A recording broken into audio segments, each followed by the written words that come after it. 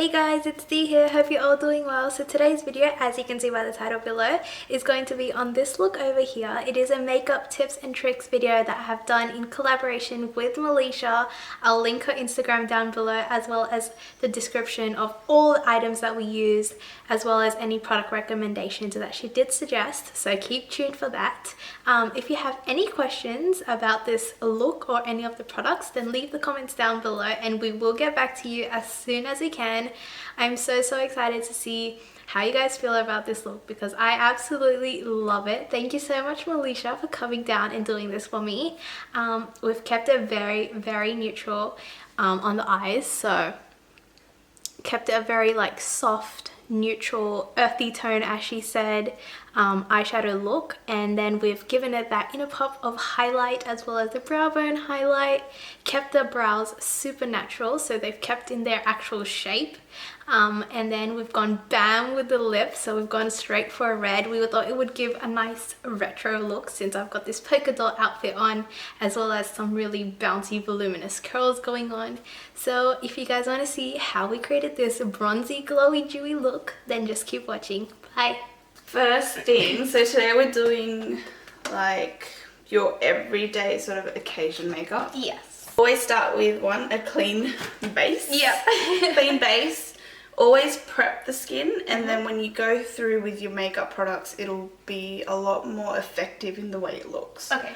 So basically prime first, that's all. I always use a micellar water to clean off the skin first.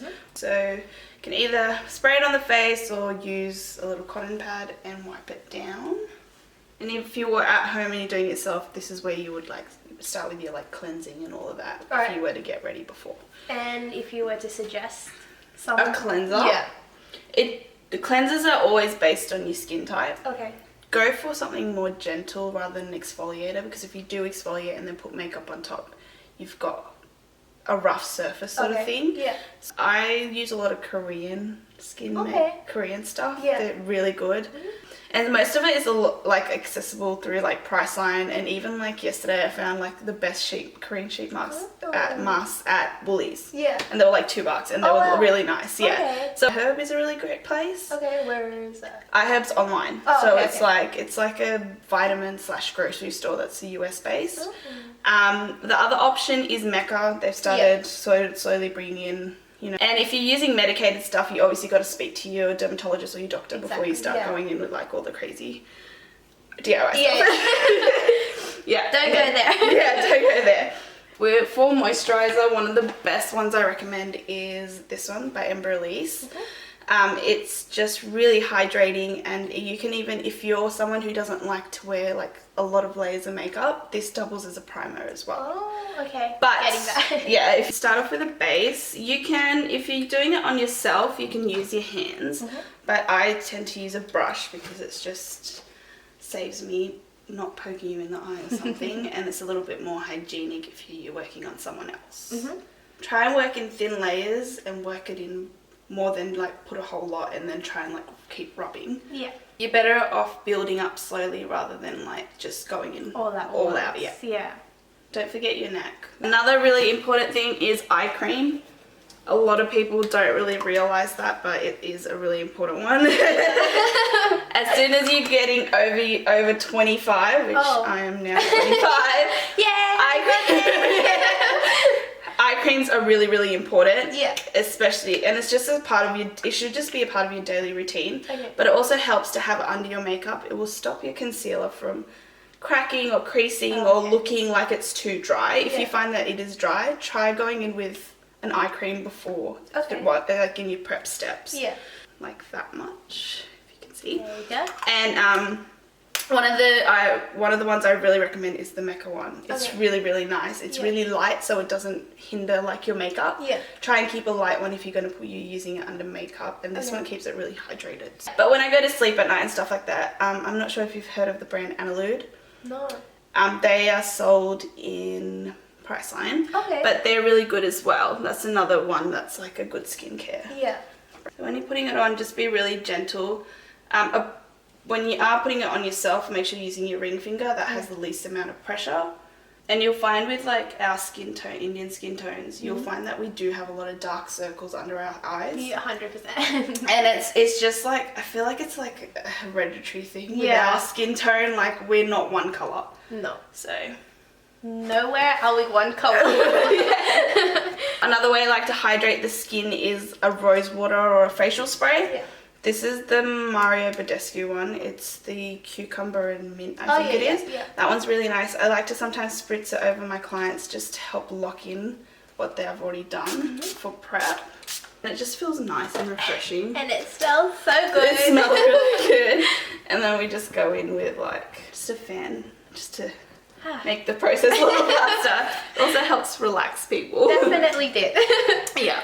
So one of my secrets for your pores, to fill in your pores and a primer, is Tony Moly Egg Pore. Oh. Okay, that's available on iHerb as well. Okay. It's like a golden egg. What? It's really cool. It's Korean makeup. It's really good. Yeah. It's one of my best kept secrets for making your skin super smooth. Wow. And if you find that you're someone that you see a lot of texture as well, like up here or whatever, if you see once you put it on, it's gone. That's it? Yeah, it's really good. So I'm going to put some on you. I think they have the Tony Moly shop in Blacktown as well. Yes, they do. Yeah. They have one, yes. Go there. So with this one, unfortunately it doesn't work with a brush. It's more something you have to work into the skin. Okay. It's actually smooth. Yeah, it's really, really light. Doesn't feel too heavy. Very smooth. It's one of those things that I wouldn't use all over your face. I would more target your problem areas. Yeah. And a little bit goes a long way. I think I literally took just a little bit off the spatula. It'll also help control oil. Okay. So if you are quite oily in certain spots. But again, it's not something I would put all over your face. It's more like a target treatment. Okay. One of the things I do recommend as well, this is the Becca Shimmering Skin Perfector Liquid. It's in colour Pearl. Okay. This stuff is a really great illuminator. So if you're someone who likes to have that kind of natural glowy finish to your makeup, it's a really good thing to put underneath. Okay. And aim towards the highest points of your face. One of the biggest things I'm asked about is colour correcting. Oh my goodness. Yes. The amount of times I have messaged Melisha, like, you need to help me with this product, and colour correcting is number one. Number one, yes. And especially with Indian skin tones, I find that that's one of my biggest questions. The deeper your skin tone, not everyone can use orange. I would say the deeper your skin tone, the more towards orange-red you would go. Yeah. You would stick to an orange. If you were a darker skin tone from you, I would start going towards like reddy coral, sort of like a chili colour. Yeah. If you are a lighter skin tone, so if you're going towards my way, don't use an orange because it's going to start hindering the colour of your foundation. Oh, okay. Yes. So where would you go then? I would go more like a peachy salmon colour. Okay. So I have a few different colour correctors. It really depends on people's preference, skin type, stuff like that. Yeah. So I have the LA Girl. Another good one, really good one, is the MAC Prep and Prime Highlighter. With your colour corrector, you literally need the tiniest bit. So I've just got a little bit on a brush, and then I pat it off onto the back of my hand. And then with the lightest, probably like a stippling brush or something really soft and light, you would just literally buff it in. Another place that we do tend to have it is under our eyes. You're really good. It's more concentrated to like your inner tear ducts. Yeah. Yeah, I feel like this is like my biggest problem area, like around my mouth. Just around your mouth, yeah. Really good idea is putting anything on the back of your hand because it helps warm up the product. Okay. So you'll find like a lot of makeup artists put stuff on the back of the hands because it helps warm it up and get it ready for you to be on the skin. And that's literally all you need. We can then go, and then you can go in with your beauty sponge and kind of like help blend it in further. And make sure you only stick to the spots that you need corrected. If you put it all over your face, you'll find that it starts changing the colour of things. So what we can do from here is we can leave what we've done so far and we can move to the eyes. Okay. I recommend doing your eyes first because you don't want to like have the fallout and then get that mixed in. So you got the glitter mixing in with this and that, and that's too much. Okay. I don't know if you've heard of shadow shields. No. So basically they're like a product that they stick under your eyes, and they help any fallout that's coming through. Yeah. I use them with my clients because I've just done all this prep work on your face, and the last thing I want to do is like ruin it and get rid wipe it away and then start again. Yeah. So with these, they're kind of just like an adhesive cloth. Kind of like a band-aid. Yeah, kind of like a band-aid. But what I do is I take it a few times on the back of my hand just to get that tackiness away. Because at the end of the day, it is still going on a very delicate area. Yeah. So. Also, avoid using tape on your face. Okay. It's a very delicate area, and if you're using some sort of tape, make sure you are like these, putting them on the back of your hand, pulling them off, getting that tackiness away from them, and then putting them on. Yeah. If you are a beginner and you find that you need help staying within the eye area, doing your brows first is a really good way to like kind of give you that like start and finish of your eyeshadow. Yeah. So you would end at your brow. Okay. For someone who struggles with doing eyebrows with a pomade, which is what I'm using, so I'll use the dark brown. Yeah. An angle brush is a really good way to go. Anything with a spoolie on the back. This one is like literally my favorite. I have like 6 backups of it. Yeah. She loves it. I love it, and it's such a gives you such a sharp angle. Yeah. This is the Pony Cosmetics one. Okay. So if you go on their website, you can buy it just without buying. Like even their products, their eyebrow products are really good. Yeah. But I buy just the brush because I just love it so much. Yeah. Okay. If you sort of pat it down, it helps keep your brush in the right shape. Yeah. So first thing you would do, brush your eyebrows upwards and try and stick to your natural shape. If you have your eyebrows done, it makes life so much easier when you are doing your eyebrows.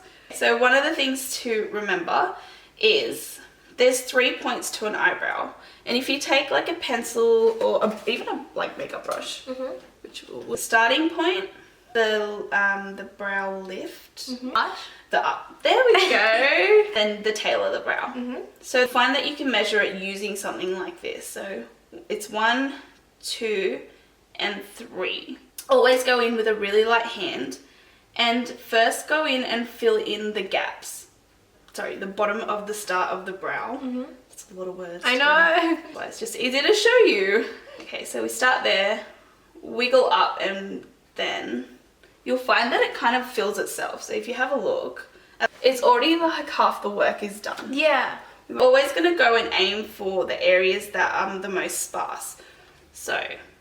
And I find that if you're struggling to get a shape, the best thing to do is kind of do the lower and then go in for the top. So do your lower line. You have eyebrows that like really suit your face. So there's no need to like overfill or anything like that. We're just kind of like giving the shape. Okay, so when I do my makeup, I like go crazy with the brow, but you don't need much because you have dark hair. Okay. And the thing is, like, after you've done this, I would then go in with like a gel. Yeah. And I would brush through it. Yeah. And that adds shape to it as well. Yeah. So another trick you can do is take your like foundation brush, which has like remnants of foundation on it, and kind of just like clean it up, rather than like sculpt it out. Okay. Yeah. We don't really have to clean that. That's so annoying. Yeah. What?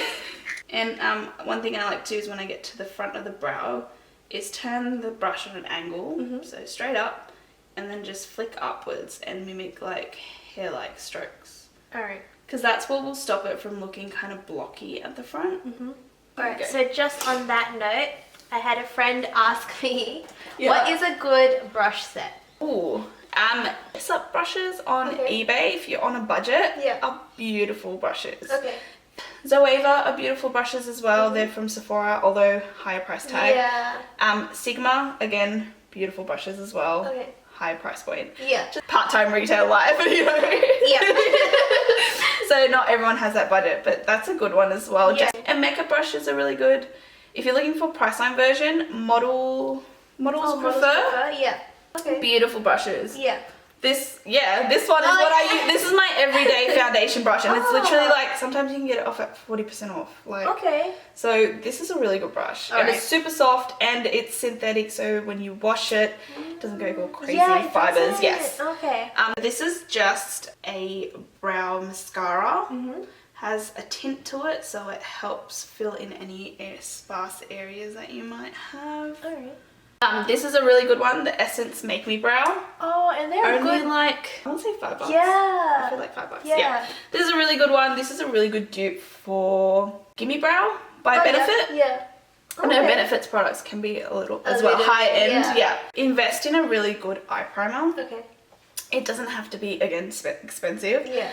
Essence does one. I know a really, really good one. The one I've got on today is the Milani one. Okay. In this case, another option is Paint Pots by MAC. Okay, yeah. These are probably something, if you're really into makeup, you've probably heard about. Yeah.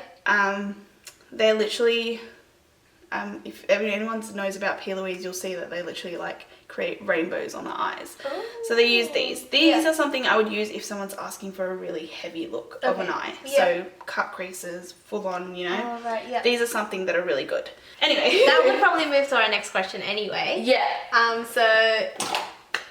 If there's a product there that has an expiry date, do you go off that, or do you go, okay, it's not looking gross yet, I can use it? Like, what do you think? One thing to definitely remember, expiry dates are from the day you open it, not the day you purchase. Yeah. With liquid products, yes, definitely shelf lives, definitely agree. Yeah. If anything smells off, throw it out. Throw it out. Okay, so with this base, literally take the tiniest bit. You do not need a lot of this stuff. This is the time you can also go in and kind of clean up your brow. Okay. Because it doesn't have quite as much colour as you would think. Just enough to cover the eyelid. You can see you've now got like a blank canvas to work with. But you have to show them that palette. Absolutely it looks love dirty right now. Okay, this is a little makeup artist thing. There we go. It's literally just like a magnetic book of eyeshadows. They're so And because I'm like OCD, it goes in colour coordination. I remember that. I like to go in with a mid-tone brown. So that will just help. It's mostly in like the crease and the upper crease. That will help all your other colours sort of blend in and not catch on a wet product. Because at the moment, whatever's on her eyelid is a wet product. This is Creme Brulee by Makeup Geek. So we're going to take that one. And it's literally just a mid-tone brown. Take a fluffy brush. And, oh, that's another company. Designer Makeup Tools has some really good brushes as well. Yeah. And then windshield wiper motions, and then buff it out. So pull it around and buff it out using a really light hand. Another trick is the further away you are on your brush, the less pressure you will get. I've heard that. So if you're like all the way here and you're like doing this, you're gonna get a lot of color in like unevenly dispersed. Going a bit further back and like a really loose, like sort of flowy motion, you're gonna find that it helps blend it out even easier. Using Cocoa Bear by Makeup Geek on the outer corner. Okay, and I take the same brush and go a little bit darker, and I kind of just buff it in to the outer corner. And I love the soft, like if an eyeshadow look sort of softens out slowly. Yeah. I feel like that's much nicer than like, bam, that's colour. And if you're someone who wants to elongate your eye, flick outwards and upwards, and you'll find that the eyeshadow kind of gives you more shape. So we're trying to like create that sort of like lifted effect. Yes. And make sure you're always tapping off the excess so it doesn't in one place. And what you can also do is then take that back into the crease and help deepen it. With this look, you can literally use any 4 colours that are similar to each other. Not like you can use pink and blue and red. But browns, even like soft greys if you want. Okay. If you were to recommend some eyeshadow palettes, if not these ones, what would it be? Makeup Geek and stuff like that. In terms of accessible in Australia, there's heaps of brands that do eyeshadow palettes. I mean, you could literally go for any of them. Yeah. One thing you're just looking for is making sure that you get a good amount of pigment from each of them, because if you have a bad eyeshadow, you're going to be blending for days and there's not going to be anything there. Yeah. NYX has some good eyeshadows. The Maybelline, I don't know if you know about them, the Maybelline sort of like quad sort of ones. Yeah. Not quad, sorry. This has like 8 colours or 6 colours, something like that. those are awesome. Okay. If you're someone who struggles with eyeshadow, try and get something that has similar tones to it. Yeah. And palettes help with that because it means like you can be like, oh, if this colour's not working, I can use the next one. Yeah. Or I can use the next one, and they still match each other and kind of look seamless if I do that. Yeah. So when I'm working with the outer corner and I want to deepen it, I use a smaller brush, so something like that, or even smaller and with a point. That really helps if you're someone who has smaller eyes. So then I would go in with something even darker, so along the top end. I really like this colour to help deepen up the socket. It's called Americano. So it's kind of like a brown purple sort of thing. I don't know how you explain that. It is. And then just go in the socket and make a V shape. And if you're doing it and you're like, oh, that's too much. Yeah. Go in with your other brush that you just used and just soften it out. And then do the V again. Once you've blended out the corner, you can bring the excess in about halfway to the eyelid. And that just gives it like that depth that you're after. Okay. Literally anything that has a softer tone. Yeah. And you would just pat it in the inner corner and that would give it. So with the softer colours, you want to be careful that sometimes it can look a bit chalky. Yeah. So I like to, and to get that payoff, I like to pat it in and then go in with my original eyeshadow brush and just soften it out. And just like go over it and soften it out. Okay. And you'll find that with this way, it looks much brighter in your inner corner and it helps make it look a little bit bigger. Actually, like you can see it there. It's The a little difference, brighter. yeah, a bit brighter, a bit wider, a bit more awake. And always keep this original blending brush handy because it helps you kind of, it's like an eraser. Yeah, yeah. It kind of helps you like take away the mistake. It was never there. No, never. And you're going to take this colour to about a third of the way into the eye. And you'll find that like once you start blending as well with your original brush, you'll find that you'll get that sort of colour separation, but it's sort of like seamlessly, you see the three colours transition. Yeah. At this point, it's a matte eye. If you wanted to dress it up a little bit and add a bit of sparkle, you can literally just go in a corner. Yeah. So is that okay if we do that? Yeah. Yeah. Well, we're just using the chocolate bar palette. And we're just using the gold at the bottom. And we'll literally just take a little bit on a flat brush and just add it to the inner corner. So it's kind of like a 5-step now because we added this. But it's all good. I was going to say pizzazz and I'm like, that sounds like an ancient. This is the Morphe liquid liner, which I really like as well. Yeah. Everyone has different preferences for brushes. I could find it. Okay, we have this one here from Sigma. This is the E06. This is like kind of on a, There you go. do the everything. This is kind of on a slanted angle. We have this one here. This is the DMT119S. This is the Precision Eye and Lip Detailer. It's kind of like a triangular style. Yeah. Then we have this one. This is not even meant for eyeliner, but this is my favorite eyeliner brush. And this is from DMT as well. I'm not sure which one it is because it's rubbed off. But this is a really good one as well. It just depends on what you're comfortable with. Yeah. I like my, whatever I use to have a really fine point when I have it. And I take it on the back of my hand. And when I'm doing this, I'm making sure to keep that really sharp point. Sharp point on the brush. Oh, sorry. Okay. So then if you're doing this on yourself, just depends on what you're comfortable with. I'm doing it on you, so it's a different sort of technique. Yeah. So first things to remember is you've got this sort of, if you got shadow shields on, this is a really good way to keep track of which way you want to go. I always aim for the tail of the eyebrow. Okay. If you're someone who has a less lid space, try and avoid keeping it thick in your inner corners. Okay. So I'm going to do a style on you that's like sort of going to accentuate your eyes, the natural eye shape. Okay. I like to start in the corner and I just literally do my standard line. So literally my starting off point. I like to do my starting off point and then I'll do it on the other side as well. It's really light, so So I just leave it like that. Then I check if those are even. If those are even, then I'll continue. If it's not, then I'll start fixing it up. Okay. But they're even, so it's great. This is a really good gel liner. If you're on a budget, the Maybelline Eye Studio, top notch. It's so smooth. It's very smooth. The other one that I really like is the Inglot gel liner. I tend not to use that all the time, depending on who I'm using it on. Yeah.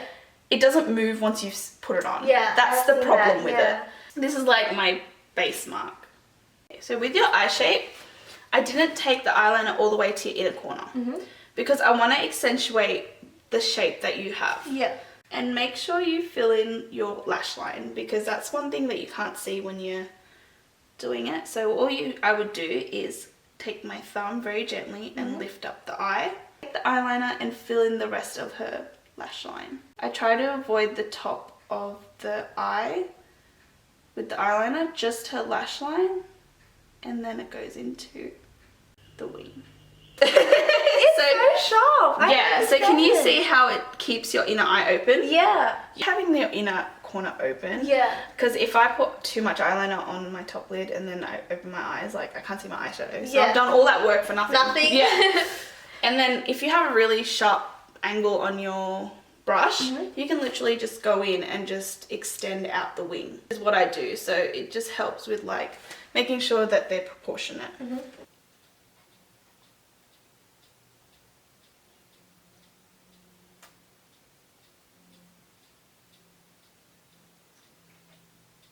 haven't even got to foundation yet. You might have to do like 2 parts. Yeah, I think so. Maybe we'll just keep it like eye makeup focused. Yeah, and then we'll do skin and the rest. So once we've done your wings, another trick is to do your upper waterline. Okay. That makes sense. Oh, sorry. I know you're really weird about your eyes. I really am. Okay, ready to go. Just look down.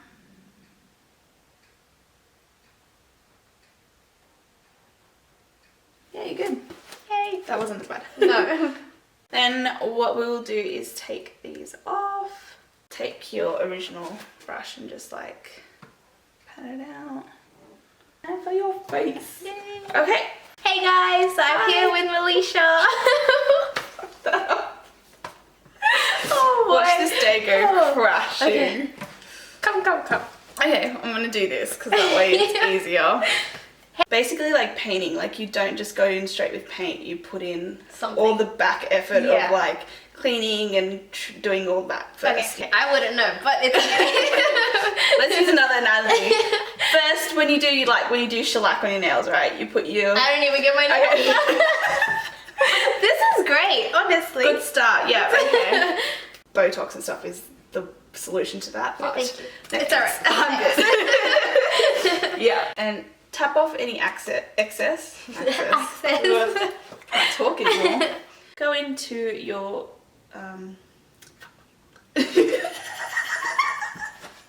Oh boy, we're gonna do that part again. Outer corner. Okay, there we go.